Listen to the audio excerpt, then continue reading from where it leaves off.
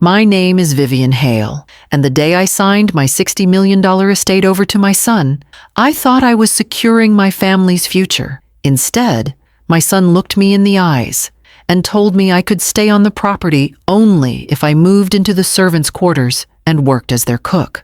I stood there in silence as they celebrated, but minutes later, a black government car pulled into the driveway, and the president of the court stepped out with documents in his hands that turned my son's victory into his downfall. After my husband died, I devoted myself to building a life of purpose. The estate we created together was not just land and walls. It was the history of our marriage, the home where my son took his first steps, and the heart of every memory my family ever had. For 40 years, our last name meant something. We were respected not just for wealth, but for integrity. When my husband passed, I promised myself that I would continue that legacy and keep the family united. But time changes people. My son, Lucas, once kind and humble, had grown hungry for influence and status. Marriage to his wife, Rebecca, only amplified his desire for control. Rebecca was charming in public, always dressed in designer clothes, always smiling for cameras. But at home, she was calculating. She reminded Lucas often that old wealth must be secured before it slips away. I pretended not to notice. I told myself that they were stressed, that they loved me deep down, and that once I gave them responsibility, they would show maturity. That was the reason I made the decision to transfer the estate to Lucas. I believed that giving up ownership while I was still alive would help him step into the role of leader and carry forward his father's legacy. I thought it would bring us closer and show him that I trusted him completely. In my heart, I believed that once he received everything, he would say, "Mom, this will always be your..." I imagined us sitting together in the garden, laughing about the future, watching Chloe, his daughter, and my only grandchild run across the lawn. On the day I called them to the house for the signing, I set the dining table with my husband's favorite china. I wore the blue dress he always loved, and I placed fresh flowers in the center of the room. Lucas arrived confidently, shaking hands with the lawyer, acting like the new head of the family. Rebecca kissed my cheek and said, "This is such a big step for you. We'll take good care of everything." Her tone was sweet, but something about her eyes felt cold. My granddaughter Chloe ran to hug me and whispered that she had drawn a picture of our house with me standing in front of it. She said it was our forever home. Her words warmed my heart, but I also saw Rebecca roll her eyes quietly, as if the house no longer belonged to me. As we gathered in the study for the final signing, I looked at the portraits of my family along the wall. My husband, smiling proudly. Lucas as a boy, holding my hand. All of us standing in front of this very estate. I told myself I was doing the right thing. I was honoring my husband's dream by passing it down to the next generation. But what I did not know was that my act of love and trust was about to reveal the truth I had refused to see. If you're watching this and believe no mother should be disrespected for her own wealth, make sure to subscribe and comment where you are watching from. The next part of this story will leave you stunned. The moment my signature dried on the final document, something in the atmosphere shifted. Lucas leaned back in his chair with a slow, satisfied smile, as though he had just conquered a kingdom rather than received a gift from his mother. Rebecca crossed her legs, glanced around the study and said, "Well, now that everything is official, we'll need to make some updates. The main living quarters should reflect the modern image of the Hale legacy." I asked her gently what she meant by updates, hoping I had misheard the tone in her voice. She looked directly at me and replied casually, "You can move into the servants' wing. It will be easier for everyone if you stay out of the main house, and it would be respectful if you contribute, maybe cooking dinners or overseeing the cleaning staff. It will help you feel useful." Her words hit me like cold water. I stared at her, waiting for Lucas to correct her, to defend me, to say I misunderstood. Instead, he nodded. "It's not personal, Mom. The estate has an image to uphold. You don't need these giant rooms anymore. Rebecca is right. It will give you purpose." I felt my heart pound in my chest. My own son was calmly assigning me the role of a servant in the house I built, the house where I raised him, the house his father died protecting. I tried to compose myself and said, "Lucas, I signed the estate over to keep the family legacy alive, not to lose my place in my own home." He shrugged and responded with chilling indifference. "The legacy is bigger than one person, Mom. You've had your time. Now it's our turn to lead," Rebecca added. "And if you really love this family, you'll support us by not interfering." Their words were not just disrespect. They were a declaration that I no longer mattered unless I was serving them. As I stood there, I felt a strange calm take over. The shock transformed into clarity. I realized I had not handed over leadership. I had handed over my life's work to people who saw me as an accessory to their success. The staff, who had served our family for years, looked at me with sadness in their eyes. One of them, Mrs. Porter, the housekeeper who had been with me since Lucas was a child, subtly shook her head as if to say, "Do not accept this." My granddaughter, Chloe, stepped into the room at that moment, holding a tray of cookies she had baked. She smiled proudly and said, "Grandma, I made these for you. I put them in your bedroom." Before I could respond, Rebecca turned to her and said, "Your grandmother won't be staying in that room anymore. She'll be moving to the lower wing." Chloe's smile slowly faded as she looked up at me with confusion. "But that's where the maids sleep," she said. Rebecca gave a stiff smile and replied, "Yes, and your grandmother will be helping them now." For a moment, the room was silent. Even Lucas looked slightly uncomfortable, but not enough to take back what he had said. My chest tightened, not from weakness but from awakening.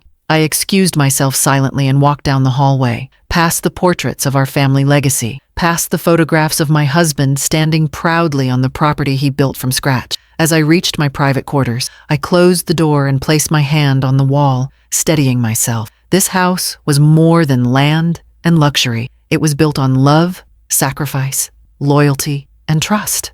And I now understood that Lucas and Rebecca not only disrespected me, they disrespected the very foundation this legacy was built upon. That was when I made the decision that would change everything. I walked to the hidden drawer in my desk, the one even Lucas did not know existed, and pulled out the original trust documents my husband created before his death. In that trust, a clause had been written, protecting the estate from any heir who acted in a way that violated the moral standards of the Hale family. The clause had rarely been discussed, but I never forgot the words my husband spoke when he had it created. He told me, "Vivian, if our son ever values power more than people, this house must be saved from him, even if it breaks your heart." At that moment, I felt my strength return.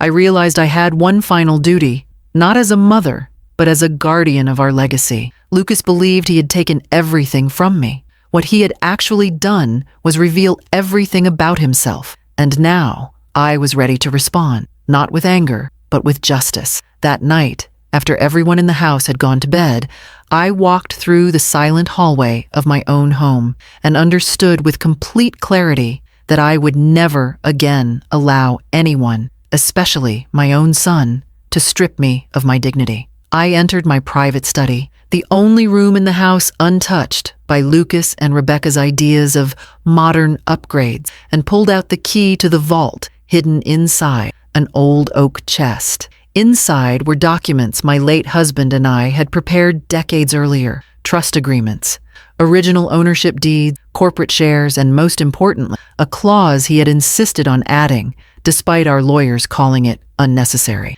It stated that if at any point the heir to the Hale estate acted against the moral or ethical foundation of the family legacy, or attempted to displace or exploit the surviving spouse, immediate legal authority could be transferred back to the spouse or a court-appointed fiduciary. The clause required two things: documented proof of misconduct and a formal appeal to the president of the court due to the historical status of our property.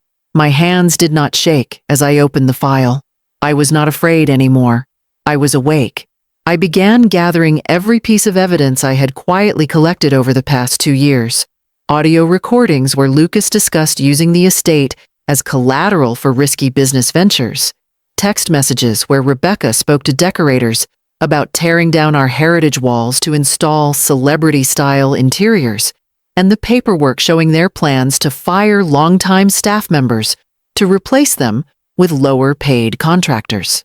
But the most powerful piece of evidence was fresh in my memory. What they had said to me that day, with clear intention to remove not just my authority, but my humanity. At 2 a.m., I opened my email and drafted a message to Chief Justice Adrian Clarke, a man who had been a friend of my husband and who respected the legacy we built. In my message, I did not write emotionally. I wrote factually. I attached every document, every recording, every detail of their plan to relocate me to servants' quarters and use me as domestic help in my own estate. I ended with a line my husband once spoke: "Legacy is protected by truth, not blood." Within an hour, I received a direct acknowledgement. "Mrs. Hale, I will arrive in person at 10 a.m. tomorrow.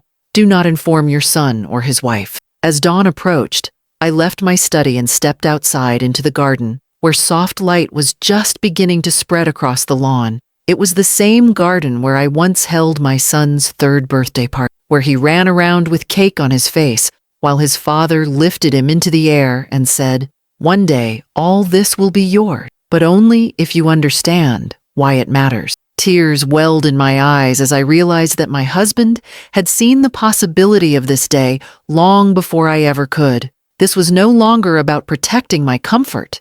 It was about rescuing the soul of our family history from those who sought to turn it into a symbol of grief. At breakfast, Lucas and Rebecca entered the main dining room, acting as though they already ruled the estate. Rebecca told the staff to remove my teacup and replace it with a generic mug. "Since we're doing things differently now," Lucas announced he had scheduled contractors to begin renovation the following week, and that I would be moving to the other side of the property by tonight. His voice carried no hesitation, as though my life could be rearranged as easily as furniture. I looked at both of them, staying calm, almost peaceful, because I knew something they did not, that within hours, the truth would arrive at our doorstep, and there would be no place for them to hide. As we sat down to eat, I watched them laugh and talk as though the estate was already theirs to command. But beneath their confidence, I could already see small cracks forming, because when people gain power they did not earn, they cannot hide their greed for long, and soon those cracks would break wide open.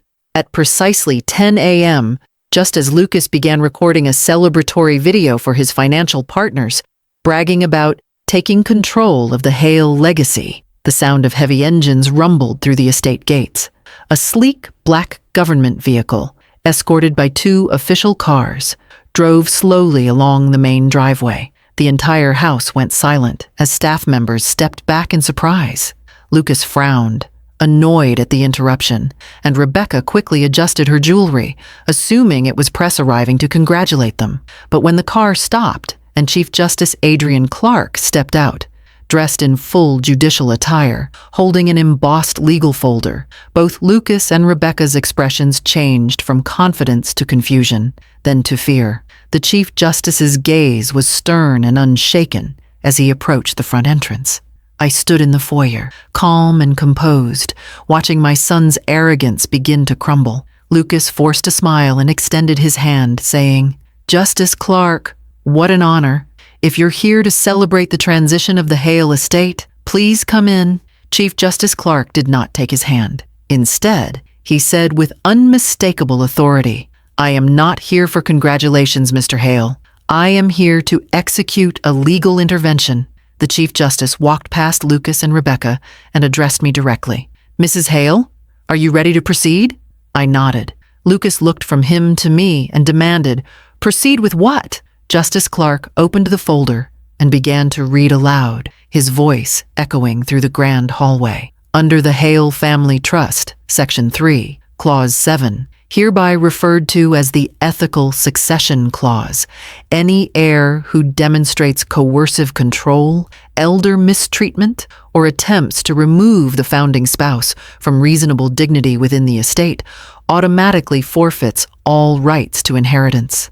Rebecca gasped, covering her mouth. Lucas's face flushed red as he stammered, "That clause is obsolete. It was never activated." The Chief Justice replied, "It has now been activated by your mother, accompanied by extensive evidence of your misconduct." At that moment, He handed Lucas a stack of documents, recorded audio files of the conversation where they discussed placing me in the servant quarters, testimony from staff members overheard speaking about their plans to fire lifelong employees without cause, and financial plans showing their intent to sell family-owned historical land to developers. Rebecca began to panic, her voice rising as she said, "This is outrageous.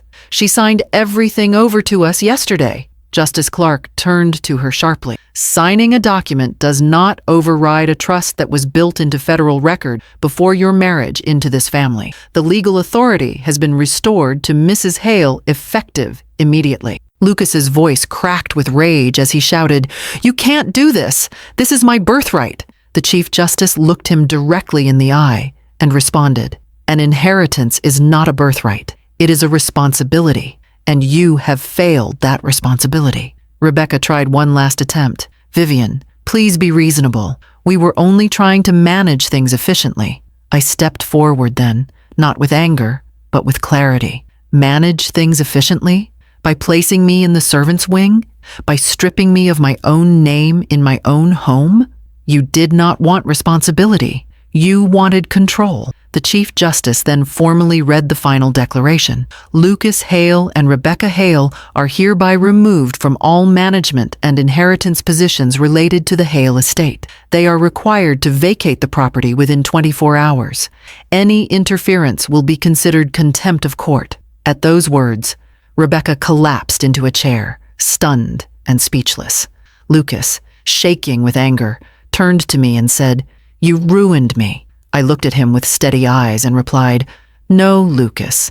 You ruined yourself when you forgot who you were." For a moment, all you could hear was the quiet breath of the house, almost as if the very walls were relieved.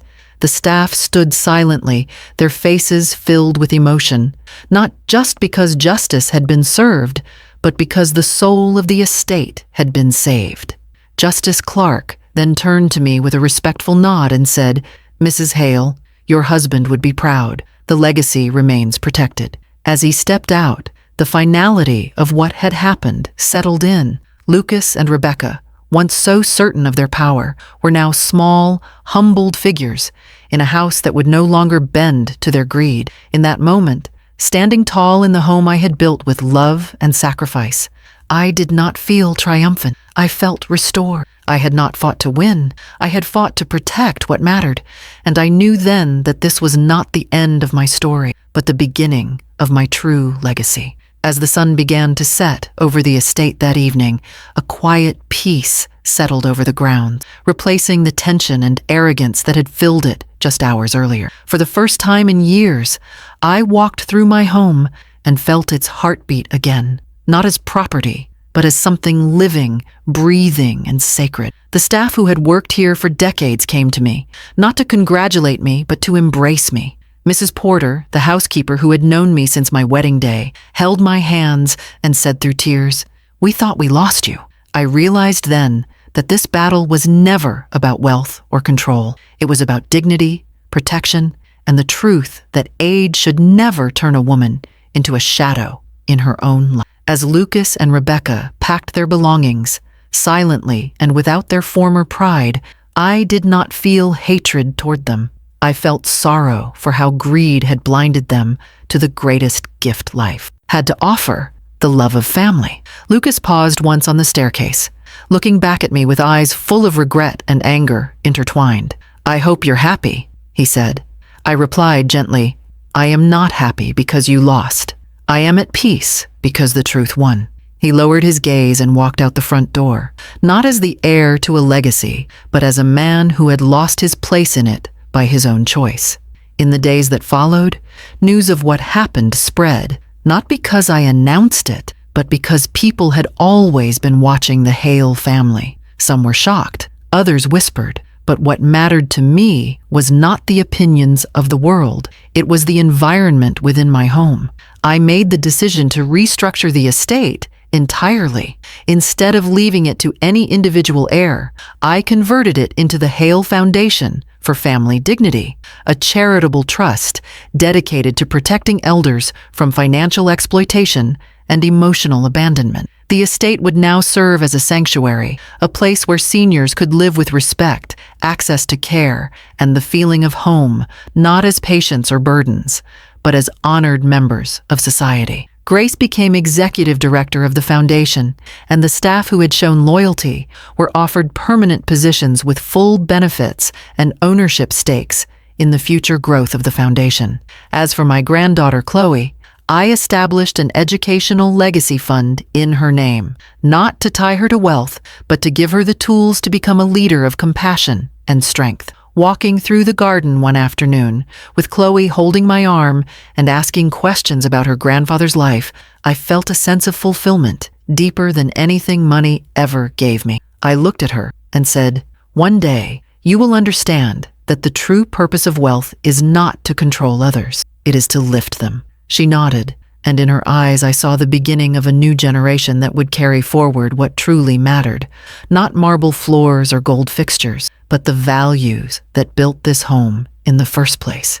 Later that evening, I sat on the terrace with a cup of tea as the sky turned pink. For the first time in a long time, I felt my husband's presence, not in memory, but in spirit. I whispered into the soft breeze, "I kept my promise."